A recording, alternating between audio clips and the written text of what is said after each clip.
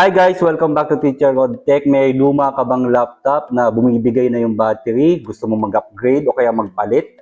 Kumusta naman kaya yung mga available na laptop battery sa mga online shopping websites tulad na lamang ng Lazada o kaya ng Shopee? Let's find out.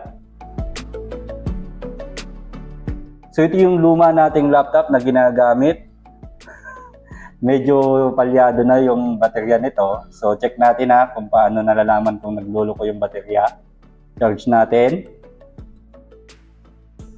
So meron itong charging indicator, yan, yung LED niyan. So ibig sabihin, nag-charge yan. Open natin ang laptop. And then pinutin natin ang power button. So nagbo-boot naman siya. So yan, nasa splash screen na tayo ng BIOS. And then, diretso naman siya sa Windows.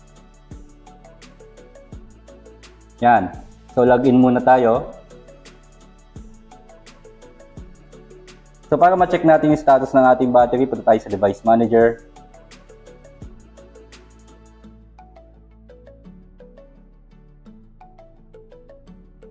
So dito makikita natin yung sa category ng batteries, yan, na-detect niya yung battery natin. Yan yung drivers niya. AC charge adapter at saka ACPI compliant control battery. Punta tayo sa command prompt and then run natin to as administrator. Type natin power config / battery report.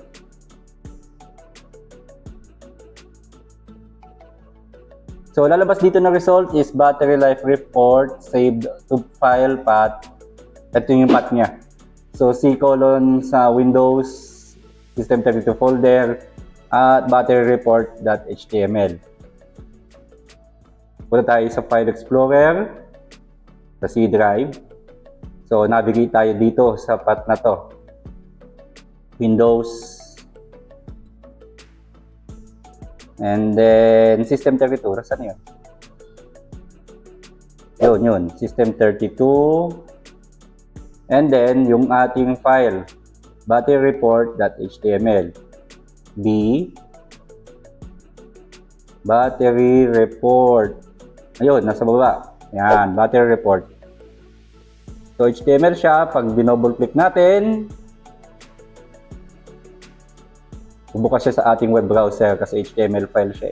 So, ito yung nakasaad sa ating battery report. Ito yung ating computer name, kung anong klaseng laptop ito, connected standby, not supported, at yung report time. So, sa installed batteries, pansinin natin ang kalagay dito, no batteries are currently installed. Kahit na may nakakabit na battery, hindi siya na-detect ng ating computer. So, try natin ito Ito yung diferensya nitong laptop na to. So, meron naman siyang power indicator. Ibig sabihin, gumagana naman yung laptop.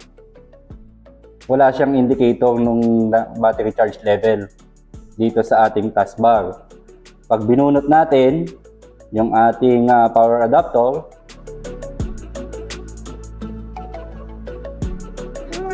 yan, patay siya. Diretso na. So, off na yung ating laptop. So, mag-order tayo ng battery. In-order natin ito sa Lazada. So, pinaka-unboxing and review na natin nitong product na to.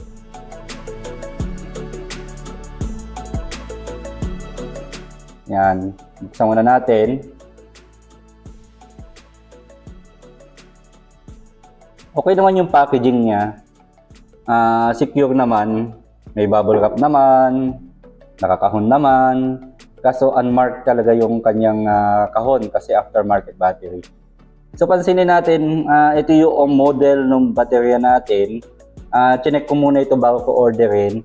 Ang ginagamit ng laptop natin is yung AS16A5K na battery. So maliban doon, wala nang ibang nakalagay na label.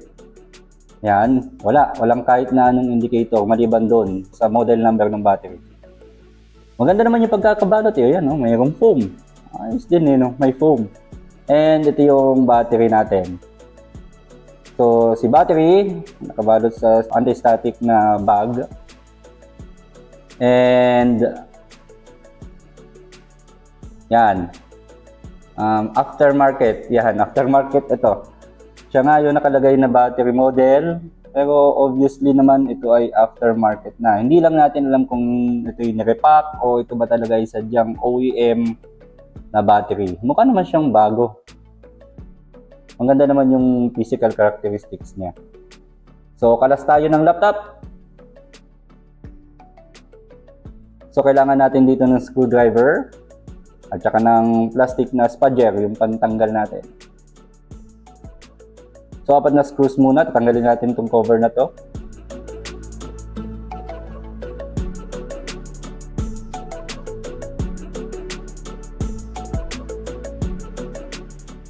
Yan, medyo mahirap tanggalin. Lalo na kung masyado maigsi yung mga tornilyo. So, tanggal natin gamit tayo ng spudger. Ingat kasi po naka-clip yan. Kapag medyo pinwersa natin, baka maputol yung mga clip. Luluwag yung ating cover. So, dahan-dahan lang.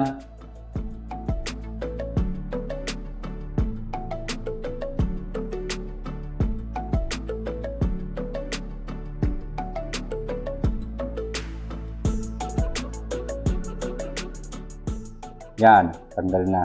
Yung isang tornilyo hindi matanggal pero gagawin natin ng paraan. Iaangat natin siya habang iniikot para sumama siya doon sa cover natin. So, meron din tayong isa pang tornilyo rito para naman sa ating DVD drive. So, tanggalin muna natin ito.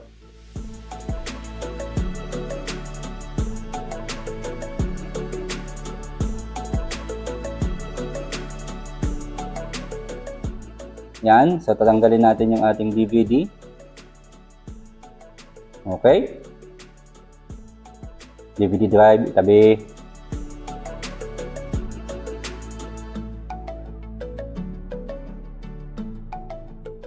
And doon sa ilalim ng DVD drive, meron tayong 3 pang tornilyo doon nakatago. So, 3 yan. Tanggalin natin. And lahat na ng mga main screws na nag-hold doon sa ating cover. May isa pa nga pala nakatago doon sa banda roon, doon sa una nating tinanggal.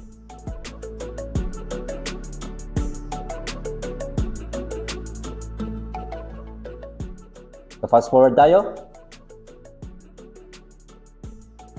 Gumagamit nga pala ako ng tweezer kapag hindi sumasama dun sa screwdriver yung ating mga tornilyo.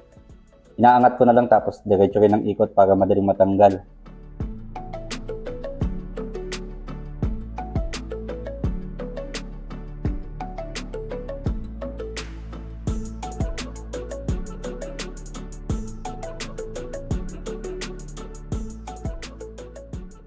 Yan. So, tanggal na lahat ng tornilyo. And then, tanggalin muna natin itong HDD natin.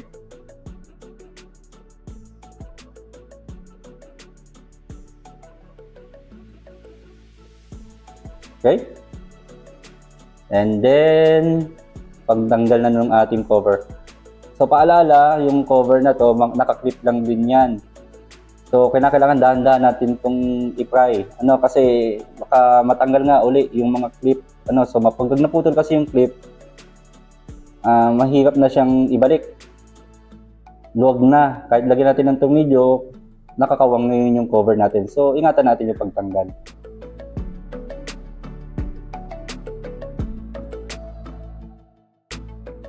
So, dahan-dahan lang. Nga pala, ang pagtanggal ng cover natin is papunta sa kanan mula sa kaliwa para hindi sumabit dun sa ating mga ports na nandun sa kanang bahagi ng ating laptop. At saka bago natin tanggalin, meron nga pala itong connection para sa speaker.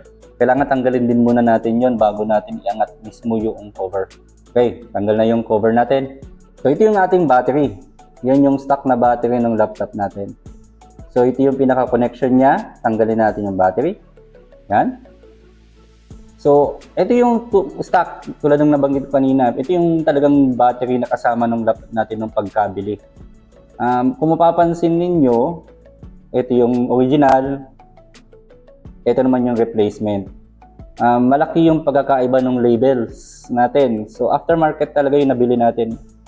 Lalo na kung ang laptop natin ay medyo luma na at hindi na manufacture yung mga parts para dito. So aftermarket battery, yan, ito yung original, ito yung aftermarket. Pero mukha naman bago, mukhang maganda naman yung pagkakayari. Hindi lang natin sure yung laman, yung cells na ginamit. So tandaan natin yung orientation ng ating connection para sa board. Huwag natin pagbaliktarin, of course. So kanan po ay pula, o kaliwa ay pula, and then yung ating ground, yung kulay itim ay sa kanan. Yan, i-route natin na maayos yung ating connector, and then dahan-dahan nating ilapat yung ating connection dito sa ating motherboard. Okay, naka-fix na. And then isaksak natin ngayon yung ating charger.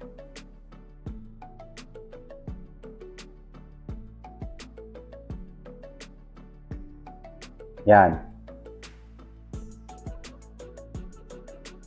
So, charging siya. Gumagana yung charging niya. May pula.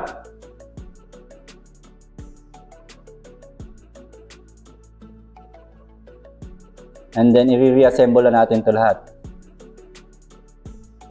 Balik tayo dito sa ating desktop. So, nagkaroon na tayo dito nung pinaka-battery indicator natin dito sa taskbar. Nakita na yung baterya natin. So, 73% out of the factory.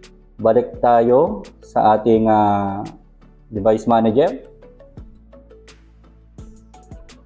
Tingnan natin kung detected ng Windows yung ating battery. So, okay naman. Kita. Yan. Yan yung mga drivers. And balik tayo sa command prompt. So, run as administrator again. Power config / battery report. Yan. Enter. Yan uli yung path natin. Nasa system32 folder. Punta tayo sa C drive. And then Windows. Punta tayo sa battery. Lumampas. Hindi pala. Tama pala. System32 and then battery report. Yan. So, battery report natin. Install battery. So, may nakita na siyang battery. Ayan na. Kanina hindi detected. Ngayon, detected na. So, tama naman yung ating battery name o battery model. AS16A5K. Panasonic yung manufacturer. May serial number. Li-ion. At saka ito yung design capacity niya. 41,440 mWh. Full charge capacity niya is 41,366. So ito yung ating stock na battery na pinalitan natin kanina. And then dun tayo sa bunot test. Bunot test? Okay, wala na yung ating charger pero hindi namatay yung ating laptop.